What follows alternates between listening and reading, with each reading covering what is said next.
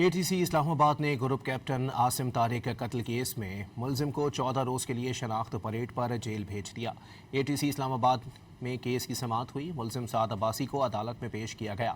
انسداد دہشت گردی عدالت نے ملزم کو 14 روزہ ریمانڈ پر شناختی پریڈ کے لیے بھیج دیا۔ عدالت نے شناختی پریڈ کا عمل مکمل ہونے پر رپورٹ پیش کرنے کا حکم دیا۔ ملزم سعد عباسی کے خلاف دہشت گردی کی دفعات کے تحت تھانہ مارگلہ میں مقدمہ درج ہے۔ ATC اسلام آباد نے گروپ کیپٹن عاصم طارق قتل کیس میں ملزم کو 14 روز کے لیے شناخت پریڈ پر جیل بھیج دیا۔ ATC اسلام آباد میں کیس کی سماعت ہوئی۔ ملزم سعد عباسی کو عدالت میں پیش کیا گیا۔ انسداد دہشت گردی عدالت نے ملزم کو 14 روزہ ریمانڈ پر شناختی پریڈ کے لیے بھیج دیا۔ عدالت نے شناختی پریڈ کا عمل مکمل ہونے پر رپورٹ پیش کرنے کا حکم دیا۔ ملزم سعد عباسی کے خلاف دہشت گردی کی دفعات کے تحت تھانہ مارگلہ میں مقدمہ درج ہے۔